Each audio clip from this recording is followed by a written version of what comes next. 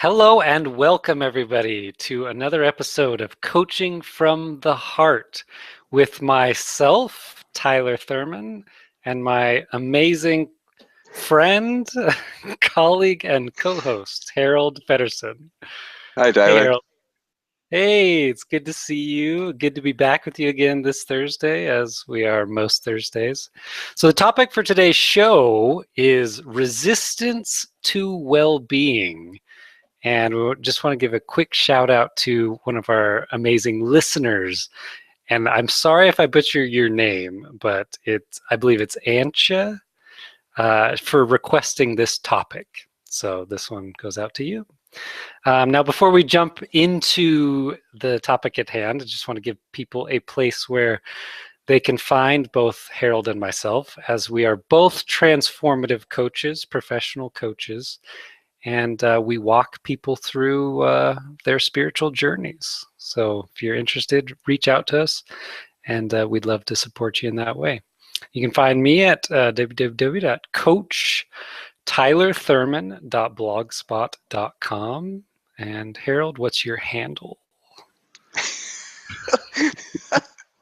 I am you can find me at www.haroldfeddersen.ca.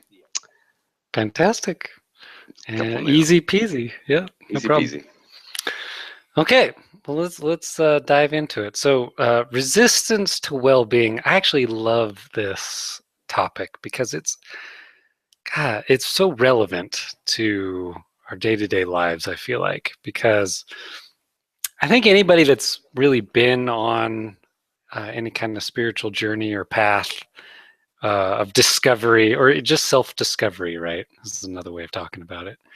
Has come across the idea of this thing. Sometimes I talk about it as innate well-being. That kind of comes from the three principles community, or innate health, or innate mental health.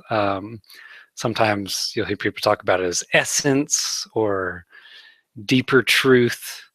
But we could just talk about it as kind of a peace of mind, right? A general beautiful experience of life on the inside. So that it's a nice idea. So the idea is that is the very truth of who we are. That's our deeper nature. Every single one of us, we've got that hardwired, and that's not our experience of life 100% of the time. Maybe not even a small percentage of the time, right? And so that idea seems foreign at first glance oftentimes, because it's like, well, how could that exist? And yet I live a lot of my life struggling, with stress or worry or fear, anger, resentment, all those really fun emotions. um, and the answer to that is some form of resistance, right? There's really a couple kinds of answers, right? Because an easy one is, well, we're just taught from a very early age to think against our well-being. And I say that very specifically because that's kind of what we do, right? We get our mind all in a tizzy, and it kind of covers over that deeper truth, right? That's one of the reasons it's a deeper truth, is it can get covered over by more superficial type thinking or ego thinking.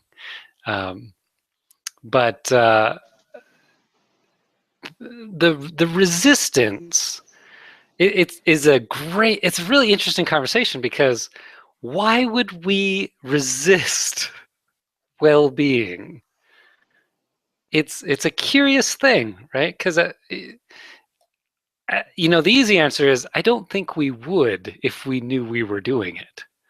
And that's kind of at the heart of it, really, is we haven't seen in the moment that we are choosing something else. Okay? Because if we were really truly presented with a choice, which there is actually a choice, it's just unavailable to us a lot of the time. Um, if it really looked like, oh, you know what, today I'm not quite sure what flavor of experience I want. You know what, I could have, on one hand, misery and upset and depression and stress and frustration, or over here I could have beauty and love and peace of mind and just contentment. I wonder which one I'm going to choose. No, it doesn't occur to us like that, right? So the choice isn't then obvious. If it was like that, it would be a non-issue, I would think. And so I'm kind of rambling a little bit, Harold. So why don't you say something else about this? I'm just fascinated because I don't know if it's just language or we actually if we look at this differently. Yeah, it could be. We'll see where we get with it. Okay, so I'll dance a little bit here and see if our if my jive matches with your tango. Fantastic. I don't think people know that you're an amazing dancer, do they? Is that common knowledge? Oh gosh, Um, I'm a little out of practice, but yeah, once upon a time. um, so in our training, with regards to well-being, it was about we had a checklist of 10 things that you're supposed to do every day. And we had these categories, spiritual, physical, recreational, emotional, whatever. Um, and so from that perspective, it was about doing something to support our well-being. So Sure. let's say it's walking, that's good for the body, good for the mind. Let's say it's meditation, that's good for the mind, creates space. But I think the thing that is valuable is not actually the doing, it's the nourishing. So the word nourishing has been really strong for me the last few days, thinking about our topic today. Because I think that's really, because to say, well-being, it's what does that really mean? And for me, it means nourished. Like, do you have a sense of nourishment? Because sometimes, so when we look at our life and we ask ourselves, is this nourishing me, or is this not? It's easy to get into the conversation about, am I satisfied, which is different than being nourished. So to give an analogy would be food. So like a chocolate bar, right, might really satisfy me, but I don't feel nourished from a chocolate bar. So it's for me, our filling our well-being, so to speak. I don't really like that language, but it's a nourishment, like it's a deep nourishment where we feel restored, we feel like reconnected to our innate well-being, I think is how you put it.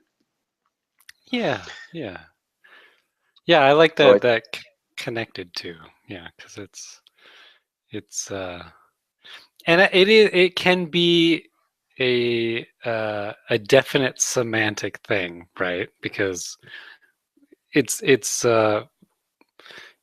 our culture means a lot of different things when they say well-being too, right? mhm. So, and I think it's going to be valuable for our listeners and our viewers to have this conversation on different levels, right? Like the physical thing is not irrelevant, but I do think when I had it in mind, and kind of one of the communities that I come from, the Three Principles community, they definitely meet it in a more of a spiritual context, Mm. right? That sort of that deeper experience of life that in our training, like you said, we actually use the word essence. Now we use the word well-being in our training too, but it meant something a little bit different, I think.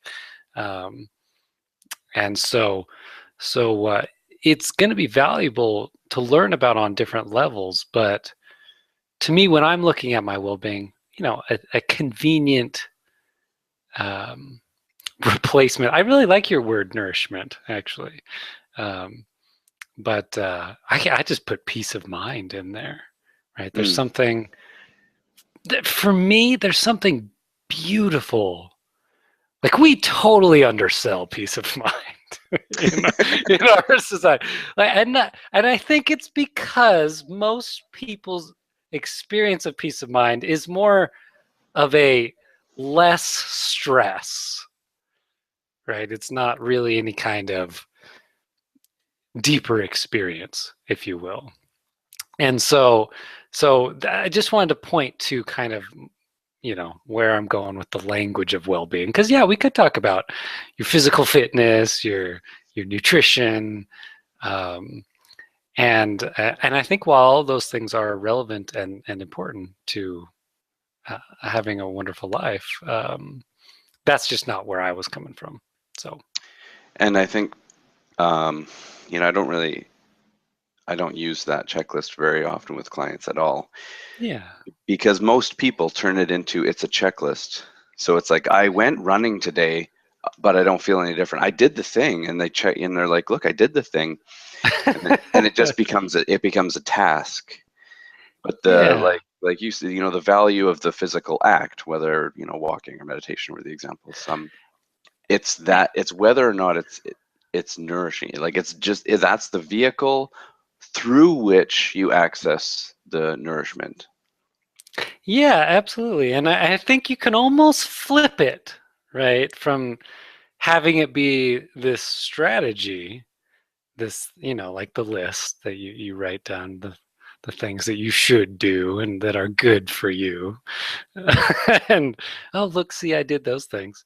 Um, and in my experience, it can be much more of an effect of getting in touch with something deeper. Hmm. Now, it does. That's not to say it can't sometimes work the other way around. But my experience of any kind of lasting experience of well-being is we do more of that kind of stuff when we're well in our being, Hmm. um, and that's a fundamental difference, I think. And that's a beautiful flip too, because one of the most common questions that I ask is, "What do you need? What do you need?" Which is starting not from the activity, but from the inside. What do I need? What kind of nourishment am I? You know, how am I Yeah. blocking myself from the essence of my being? Yeah.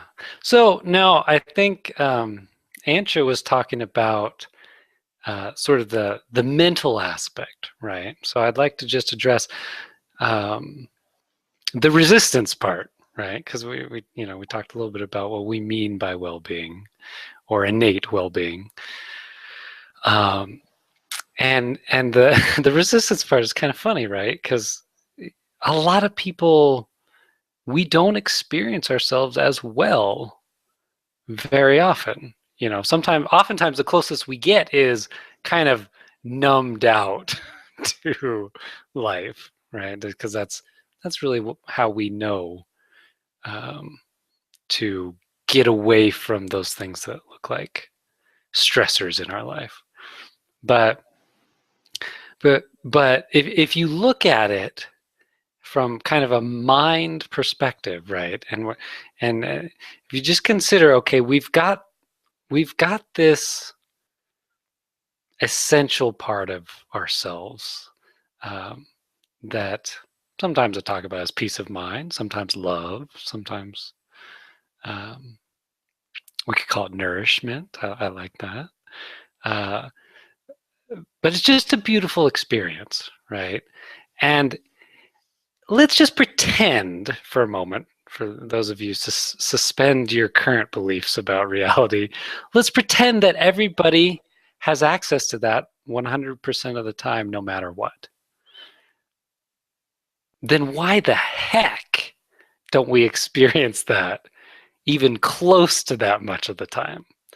And as I kind of explore that, for myself, one of the things that I find helpful is going back to our conversation that you and I had, Harold, about kind of the victim mentality, right? And really to me, it's about, that is a conversation about where is the source of not only the well-being, but also whatever the interference with the well-being would be. All of the stress, fear, anxiety, upset, all of those other experiences that don't feel like well-being. Where do those come from? And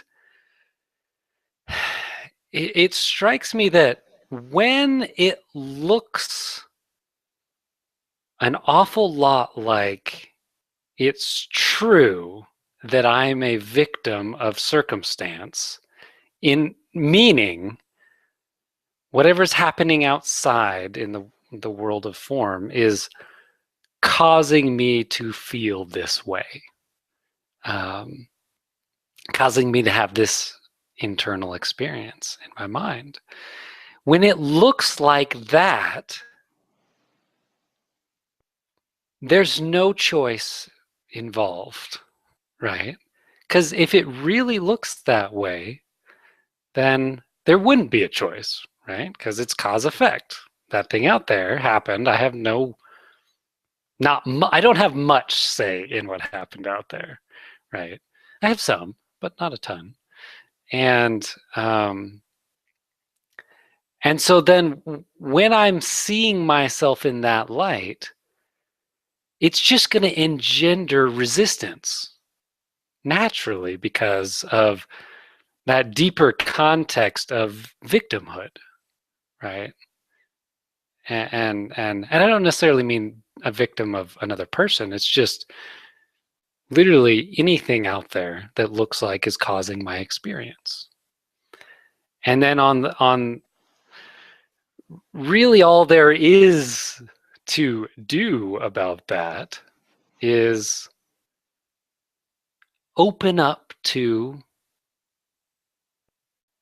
exploring a different possibility, the being willing to dive a little deeper and see maybe this isn't actually how it works, so that you can get back into that driver's seat, not of like control, like I'm controlling my experience, um, but just to a place of decision making. In other words, okay, I've got this innate well-being thing, and if I kind of know in the back of my mind, the only reason I would ever not experience that is something to do with my mind, something to do with my thinking, something to do with the story I'm telling myself. Um, maybe I'm playing some memory loop over and over again. If I know that it's on some level, it's got to be coming from me because that's where the source of our experience comes from, then we can begin to slowly let go of, a little bit at a time, don't have to do big chunks, what we've learned to do, which is think of a lot of really shitty thinking, which is just, that's how the resistance manifests, right? It's thought, right? We think our way out of it. But if we don't know that, then we can't, there's nothing to do, but we can't explore it further, right? We can't investigate deeper if we just stop at, okay, I'm the victim of this circumstance, and therefore I must be afraid in this situation, or I must be stressed in this situation. We're just going to stop there. So Harold, do you have anything? I'd love for you to just comment on I think and argue with me if you need to.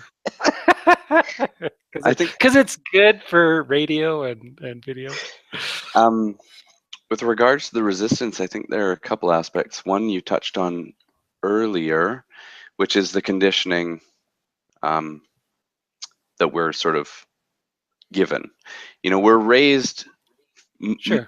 for the most part by ignorant and blind uh, people.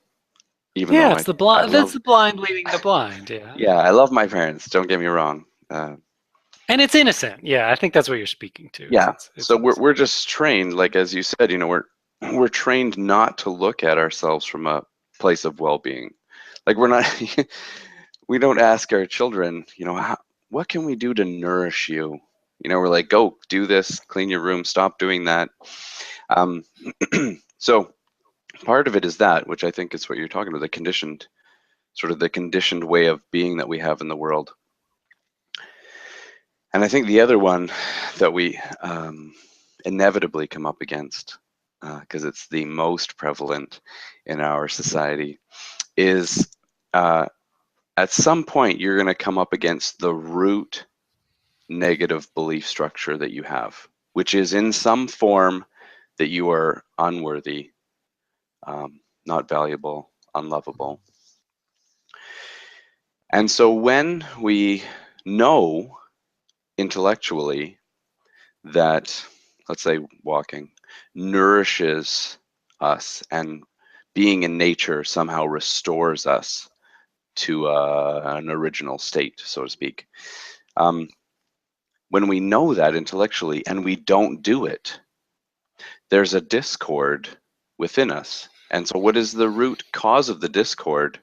In my experience, both my personal experience and my experience over the last number of years with people, is that there's this root condition that we just don't deserve. We just don't deserve to be in that natural state. You know, we Right. always should be doing something else, or or we create some story about time or whatever. Yeah. Yeah. So I think that's usually where the conversation enters when someone has decided to sort of commit to, you know, the well-being Yeah. restoration. Yeah. I like that. I like that. And for all of those, all of you Course of Miracles students out there, what you were just speaking to, Harold, the I don't deserve it bit. The reason for that, according to A Course in Miracles, is uh, we have attempted to separate from God and therefore are deserving of punishment. And we don't really want to be punished by God, so we're going to do it ourselves so he'll back off a little bit. And if you're not a student of A Course in Miracles, just ignore that bit. Because it sounds crazy, but You know, it's funny. I was gonna look up the because I admittedly I don't know anything about the three principles, and I thought, should I look that up because I know Anja had mentioned it, uh, and you are familiar with that. But I thought, you know what, I just actually want to be in the mystery of this with you. So I decided to. I chose the mystery. yeah, and for those of you out there who are like 3P what? 3%. It's it really just is a first of all it comes from a an enlightened Scottish welder named Sydney Banks who has since passed away. But really, if you want to explore the three principles, check out Sydney Banks first, because a lot of the stuff on the three principles these days, like anything in the world, so I'm not poo-pooing the three principles, anything in the world that becomes sort of a field of study, it gets diluted the bigger it gets, right? It's gotten big in the last 5 years, bigger, much bigger. And so there's plenty of people out there who they're just spouting rhetoric, But really, it was just this guy who saw a deeper truth behind life. And one of the ways he talked about it was using these three principles of mind, consciousness, and thought, which really he just used as descriptions for things that we can rely on no matter what, outside, regardless of what's going on in our physical universe. We can rely on these foundational things that are essentially the building blocks of our experience of life, right? There's always a mind involved. There's always thought, not necessarily thinking, but thought, the principle of thought, and then consciousness, which just we we seem to be aware, right? We seem to be somewhat awake to life, but that's actually not entirely true because there's a lot going on that we don't see. But yeah, for those of you, I know sometimes I'm guilty of just going, oh, three principles, and then I realize people have no idea what I'm talking about. So See, and I didn't know Sydney Banks, because you speak about Sydney Banks fondly and often. I didn't know Sydney Banks was actually the originator of the three principles. So, yeah, huh. and I wish I had gotten to know him personally, but like any enlightened individual would tell you, there was nothing special about him. He simply saw something that we haven't yet seen as deeply as he did. And so that's kind of why you and I, Harold, have these conversations, right? So we can see things even just a little bit more clearly, or just kind of just wake up just a little bit more from all of these illusions and delusions that we fall under their spell too. You were just speaking about them as uh, kind of belief structures, right? Negative Hmm. belief structure as part of that resistance conversation, and really that's just more of that, right? Just belief is another. Is what was it Abraham used to say? But a belief is just a thought that we keep thinking.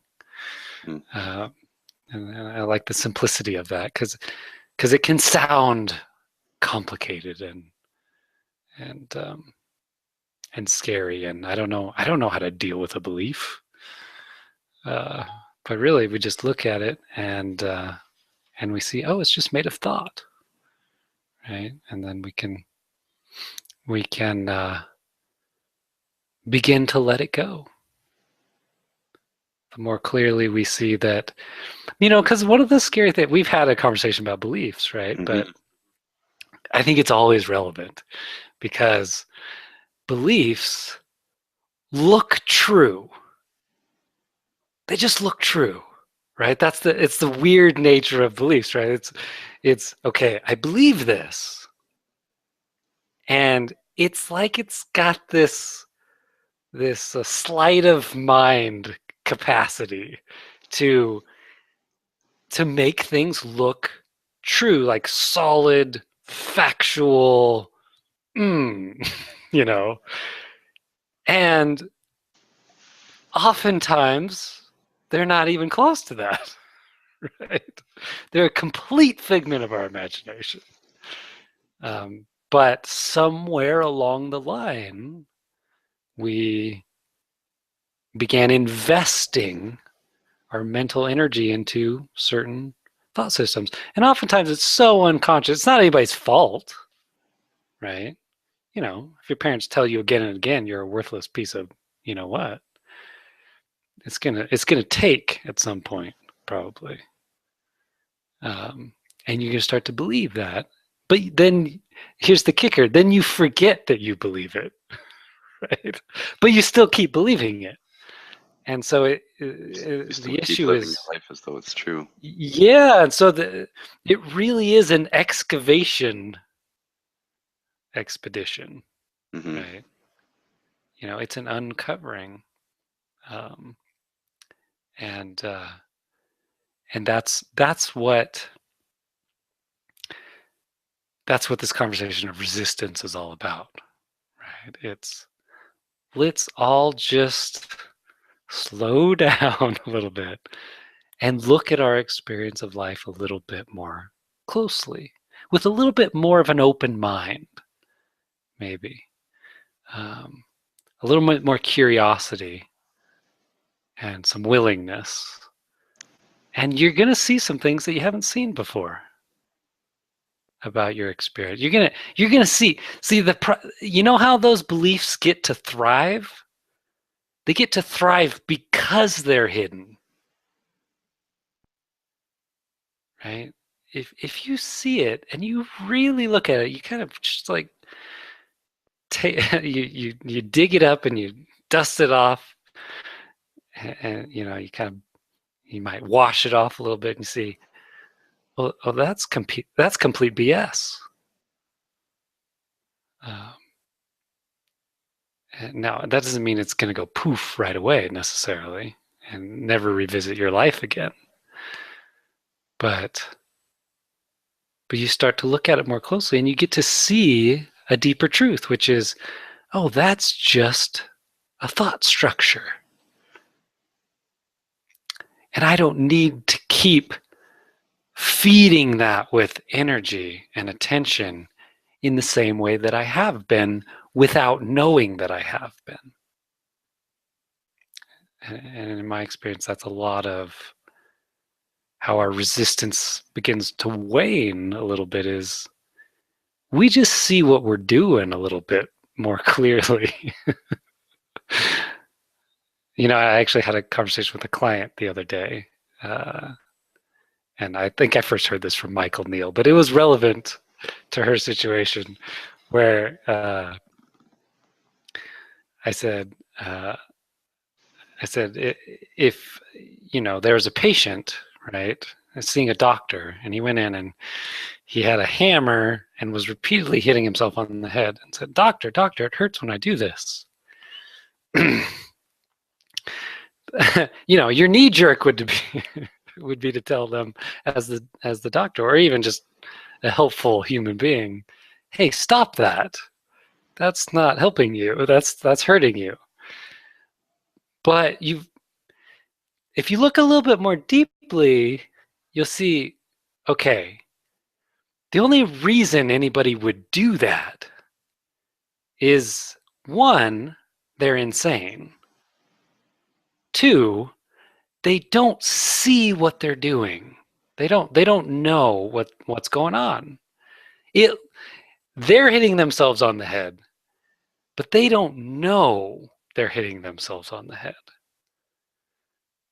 So you might gently try to point out to them what's going on there. And really, that's a lot of what my coaching looks like, right? Is gentle pointing, and uncovering, right? Let's look at this thing that you haven't seen as clearly as you could. And that, I love that analogy, because it points to the notion that we don't really resist well-being actively, like consciously. It's just it's kind of a misunderstanding. It's kind of like, okay, if I had the whole picture here in super clarity, I probably wouldn't continue to do that.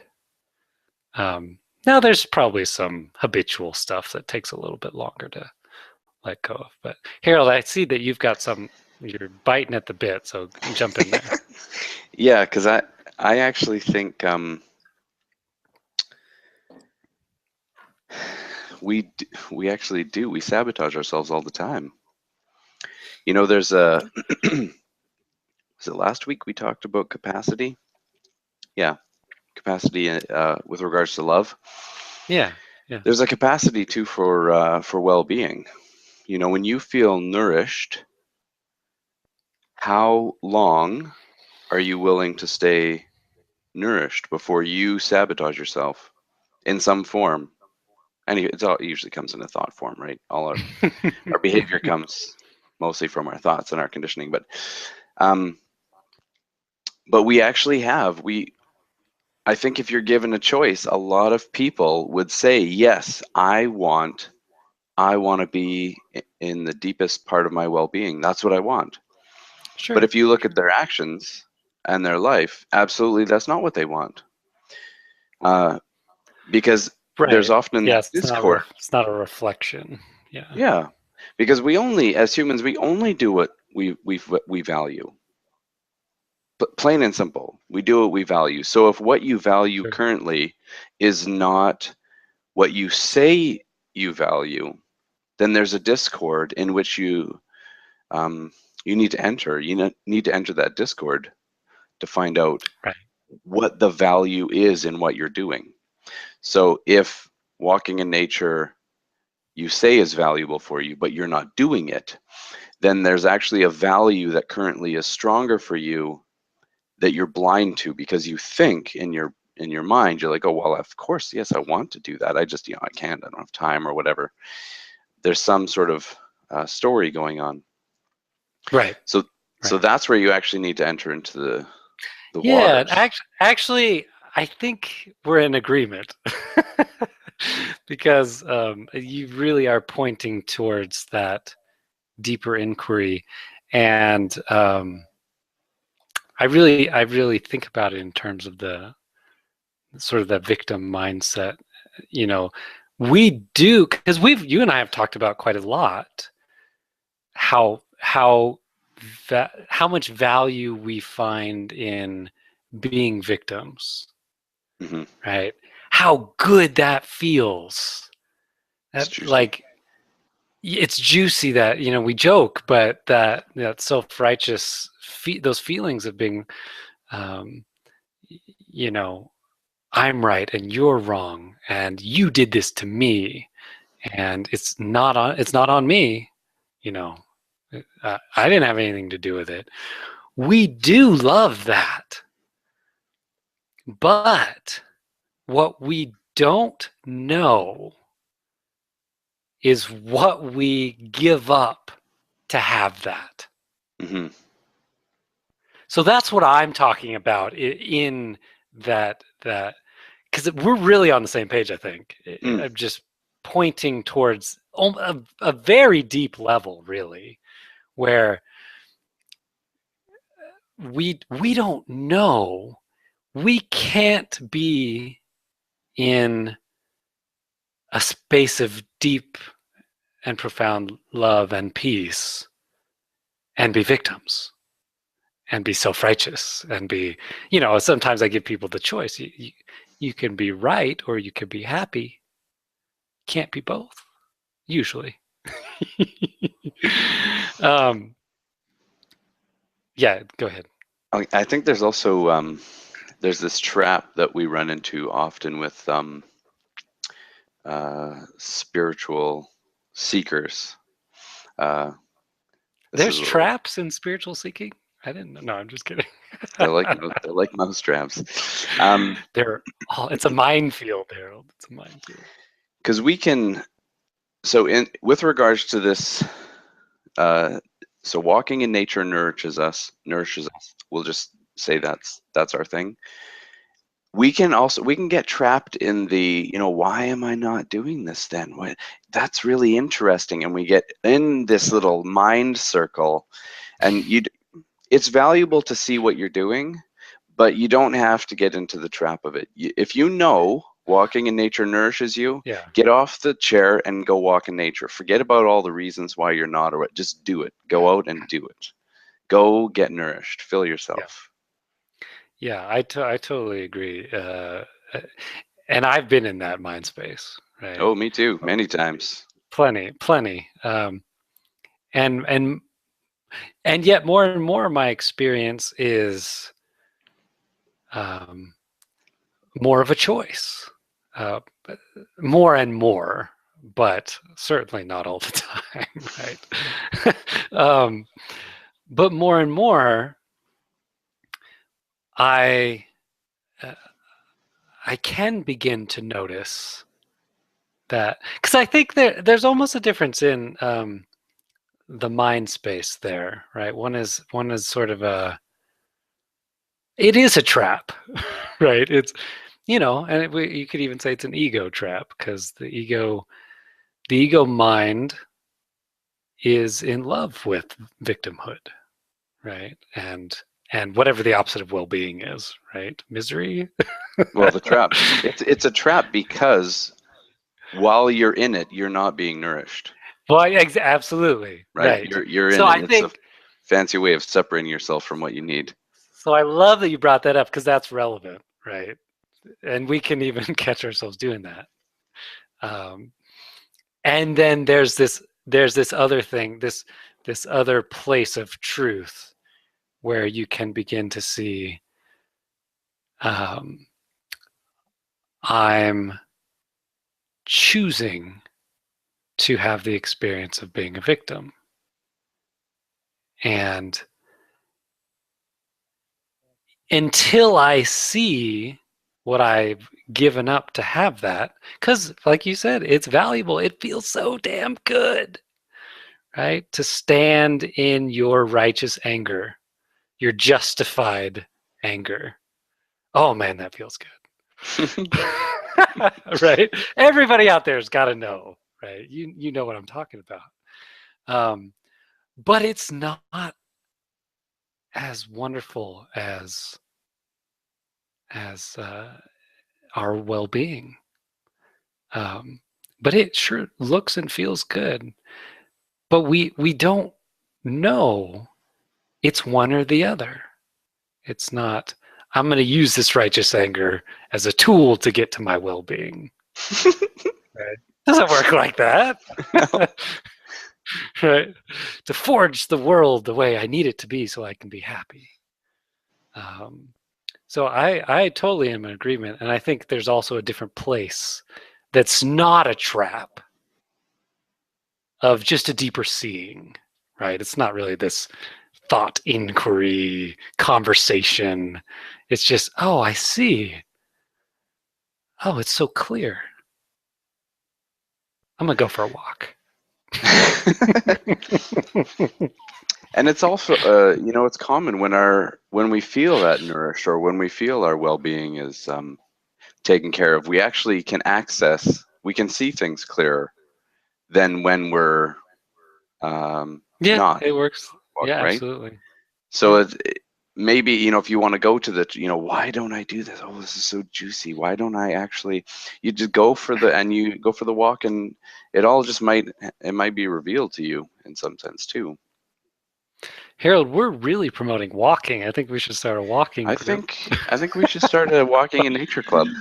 No, I'm poking a little fun just because um, I know what you mean, but I also know people can get confused. They can confuse the form, right? They can be like, oh, Harold and Tyler are saying I need to walk more, right? No, I mean, maybe. Yeah, you probably, most likely you you, do. you probably do. If you're a human being, you probably need to move your body more. But no, it's not about the form necessarily, right? The form is It, just giving us access to, or yeah, it's the way that we're filling our cup, so to speak. yeah, and there's plenty of instances where we can go for a walk and our mind continues to race and we continue to be afraid and fear. It's not like this thing that will fix my internal experience.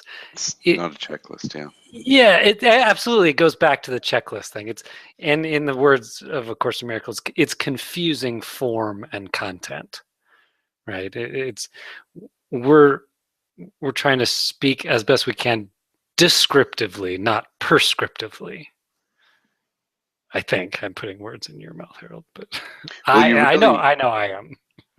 you really do need to, because it changes. Sometimes what will nourish us is the walk in nature. Sometimes what nourishes us will to be sit on our cushion and meditate. Sometimes what nourishes us is to go out and be with new people or be with old friends, or you have to know what the vessel is, or the form is. Right. You know. And importantly also the source is always within. Um, but yeah, you guided, I feel guided to take walks and runs and naps. Yeah. You know, all that kind of stuff. Like, um, but there's a deeper truth going on behind it. And if you're really stuck in that well-being, or that resistance, just honor it. You know, in fact, this can become another trap. Literally everything we're saying can become a trap of the ego. So now I know that sounds scary. It's really not, but it literally everything. Uh, yeah, just as a student of Course in Miracles, everything the Holy Spirit gives us, the ego can also use for its own devices, right? Hmm. Um, and that's not some scary like devil angel thing. It's just different parts of our mind. Um, and all resistance really is, it's pushing against. It's a fight of some kind, but it's us against us. So sometimes just you know honor the resistance, honor the fight, right? And go for a walk anyway.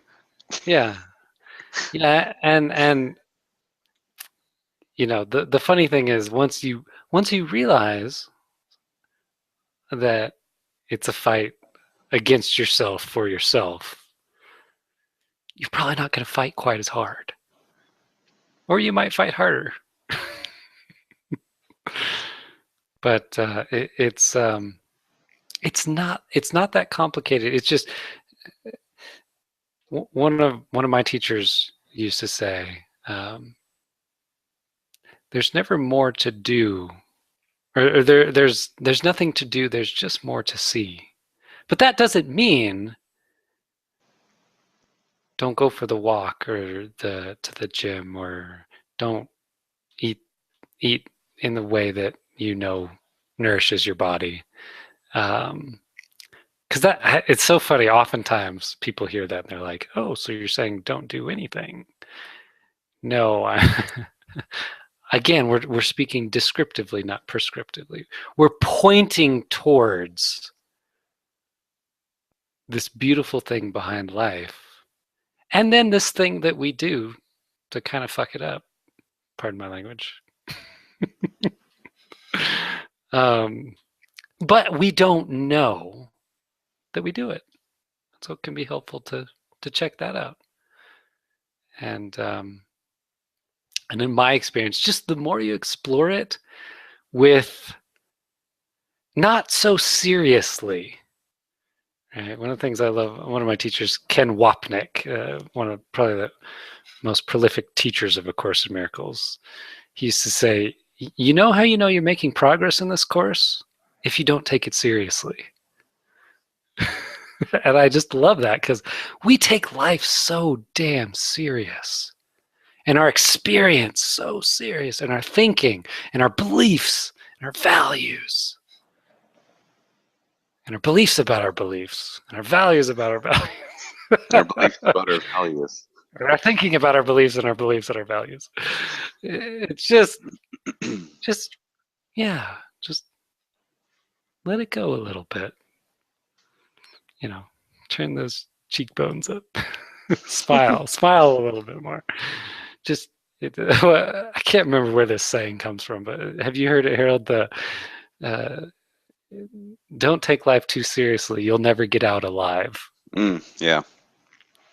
Can't remember where that comes from, but I always loved that because it's cheeky and but it's true, right?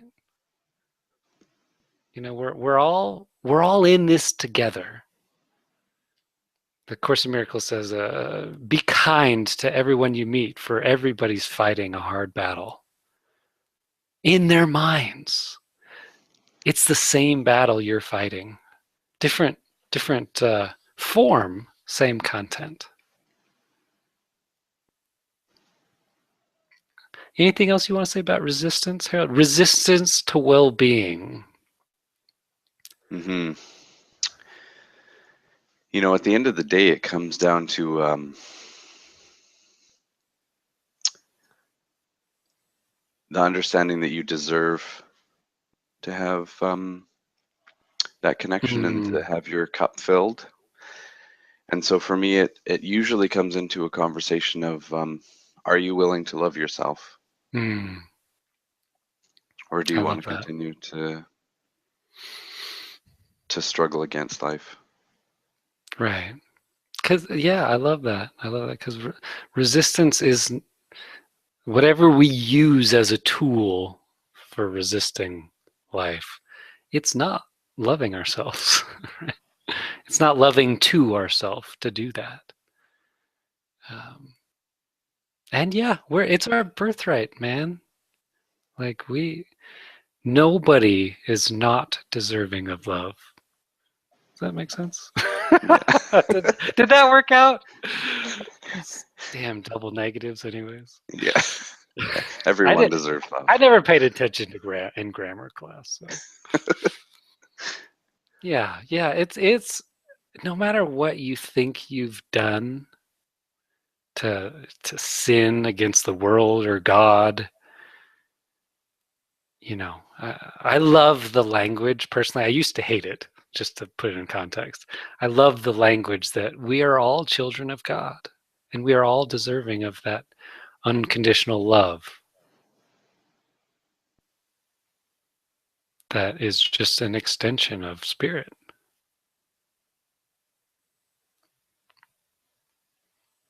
And so check that out. Mm-hmm. It's yeah, it's Check in with yourself. yeah, because everybody, including Harold and myself, we get in those spaces where we think we're worthless pieces of shit, right? We're just like you. There's nothing special. It's just there's you can develop a deeper facility for seeing that resistance and the capacity for well-being, like you said, Harold. Fill up your cup. Mm-hmm. And it will also be filled for you spiritually. So, all right. Thank you, everyone, for joining Harold and I for another fun conversation. I sure enjoyed it. Mm-hmm. With coaching from the heart.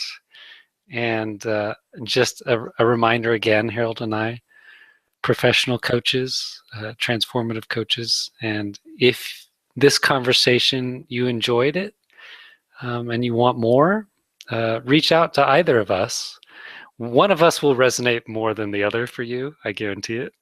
So reach out to that one, and we won't take it personal. So and we'd be happy to walk on this journey with you on a more personal level. And you can find me at www.coachtylerthurman, that's TYLERTHURMAN.blogspot.com. And Harold? www.haroldfeddersen.ca. And there's a new, I have a new post and a new video Oh, out. fantastic. And if you're wondering, the CA, Harold's really cool because he lives in Canada. So, okay, everybody, thank you again for joining us. And we'll see you next time. So, with all the love in your heart and your mind, take care.